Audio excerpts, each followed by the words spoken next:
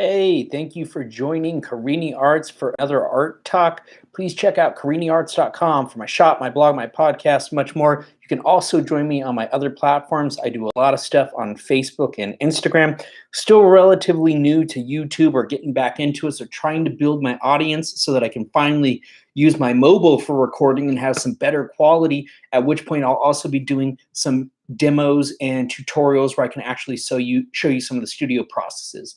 But today I want to talk about what is the best type of art to create. Sounds kind of like a weird question, but it's a very valid question, a question that a lot of artists ask themselves, especially as they progress from being on the younger side of their career or interest in the arts, and they move more towards career path for determining if they want to do it for a living.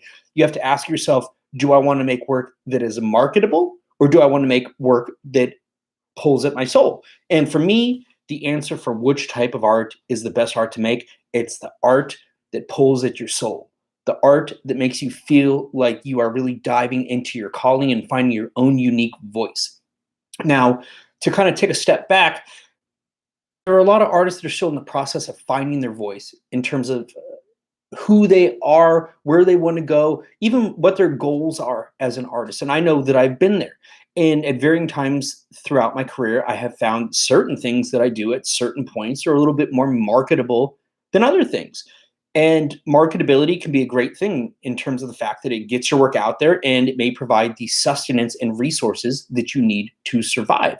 But there have also been times where I have found that the marketable art that I could make was not necessarily what I connected to. Not only that, but it felt like something that was really the opposite, something that I really started to question my interest in doing it and make me really feel like it wasn't who I was or where I wanted to be.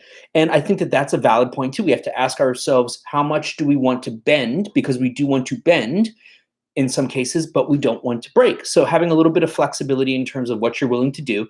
And there were times in my career where I thought, hey, I would rather bend a little bit and maybe do something like, say, this pet portrait than to hold another job that is just in a field completely unrelated.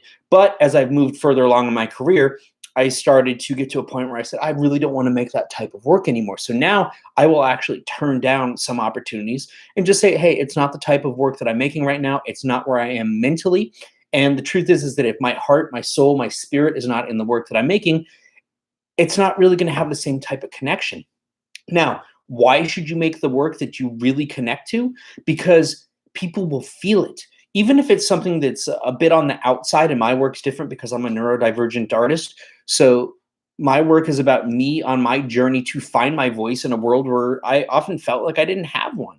But now I have this platform here on YouTube and through social media to be able to share my stories and my experience. And so I try to give back in that regard and to help other people find their voices the same way that I did. And I know what a big difference art was for me. And I know that diving into the work that I really connected with, even when other people didn't seem to connect with it at times, was what really opened things up for me. So it was all about going down this road less traveled, even in the career path less traveled. So making work that people didn't always understand or comprehend. But I had to recognize that sometimes not being part of the conversation, being part of the contemporary conversation, means that you truly are the avant-garde, that you are somebody that is doing something different. And I think that that ultimately is what's remembered, because if we go look at art history, a lot of the greatest artists are people that weren't appreciated during their time because they were doing something different. So just know that if your work and what you're doing is not fitting into the current conversation, it's not necessarily a bad thing. It's okay to stand out,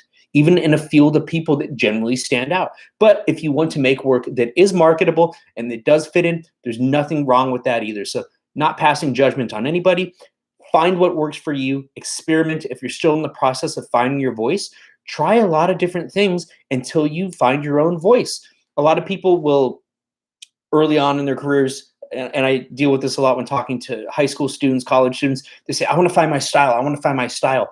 But they may shut down and close off their minds a bit too much and not find their style because of it. So you have to allow a lot of things in, and then you can filter those out to ultimately get to a point of finding your voice. And whether you find your voice at 10 or 20 or 30 or 40 or 50 or 60 or 70 or 80 or 90, it does not matter. You will find your voice if you dig in deep and find what you connect with. So find what you connect with, and that's the work that you should make, because that is the best work that you can make.